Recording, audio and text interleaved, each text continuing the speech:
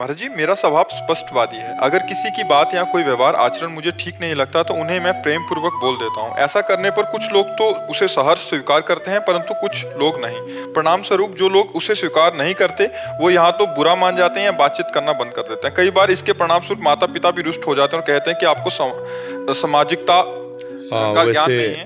हाँ इस पर तर्क वितर्क होने लगता है, हाँ फिर नहीं, आहत होता है दिल। ये उत्तम स्वभाव नहीं है।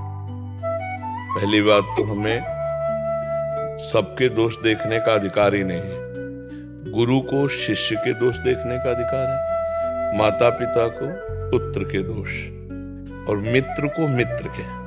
जैसे आपका कोई मित्र है, अब आप उससे बात करो, वो नाराज भी हो जाए तो दूसरे दिन फिर बैठेंगे एक जगह पास, फिर समझाएंगे, क्योंकि वो मित्र है हमारा। और शास्त्र आज्ञा करता है कि कुपथ निवारी सुपंथ चलावा। मित्र का लक्षण है गंदे मार्ग से हटाकर अच्छे मार्ग में मित्र को चलाना। शेष जब तक आपसे कोई ना पूछे तब तक नहीं बोलना चाहिए। तेरे भावे जो करे भलो बुलो संसार, नारायण तू बैठ के अपनो कौन बुहार। यदि वो गलत कर रहा है, आप गलत देख रहे हो, तो खड़े तो दोनों हैं, समय तो दोनों का बर्बाद हो रहा है। एक गलत कर रहा है और एक गलत देख रहा है। ये आदमी दोषी है, ये पापी है, ये नीच है, तो जो गति उसकी होगी वही गति उसकी होगी, क्योंकि समय तो दोनों का एक ही काम में जा रहा है ना। एक गलत कर रहा है और एक गलत देख रहा है और एक गलत कह रहा है, उसी का वर्णन कर रहा है, तो आप भगवान से विमुख हैं। अधिकार जहां है वहां छूट है। कि जैसे शिष्य है तो शिष्य के आचरणों का चिंतन करना होगा, देखना होगा, क्योंकि वो गुरु बनाया है। गलत है तो उसको बोलना होगा कि आप कोई गलत कर रहे हो, अगर आप ऐसा करोगे तो ये दंड विधान है, क्योंकि उसको समझना हो। ऐसे माता पिता है, उसका अधिकार अपने पुत्र के दोषों को देखना और उनको दूर करना। तो ऐसे मित्र है, वो हमेशा क्रोधित रहते हैं और मतलब पिताजी माताजी बहुत कुछ बोल देते हैं। मैं कई बार तो नहीं सोचता, लेकिन कई बार तर्क वितर्क होता है तो बहुत आहत हो जाते हैं। नहीं, तो मैं क्षमा मांग लेता हूँ। नहीं, आप तर्क वितर्क क्यों करते हैं? क्या यही विद्या है? विद्या विनयम ददाति। अपने बड़ों से तर्क वितर्क नहीं करते। अपने बड़े अगर हमें उपदेश कर देते हैं और हमें लगता है इनका उपदेश गलत है, तो भी मौनम, क्योंकि हमें चलना अपने दिमाग से है। आप उपदेश कर रहे हैं, मैं गलत हूं, आगे सुधार करेंगे, या वो गलत है नहीं समझ पा रहे हैं, तो हम मौन। तर्क वितर्क करना तो बिल्कुल खराब है।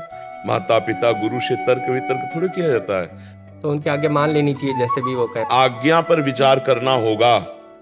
हम बोलने पर मना कर रहे हैं, आज्ञा पर कुछ ऐसे माता पिता हैं, ऐसे गंदे आचरणों की तरफ गंदे भावों, ऐसे माता पिता के वचन नहीं मानना चाहिए। लेकिन वो तो अच्छे भाव करते हैं, लेकिन आजकल और उनकी सोच और हमारी सोच में थोड़ा अंतर आ। तुम्हारी दोनों की सोच में शास्त्र अगर प्रमाणित है तो माना जाएगा किसकी सोच सही है।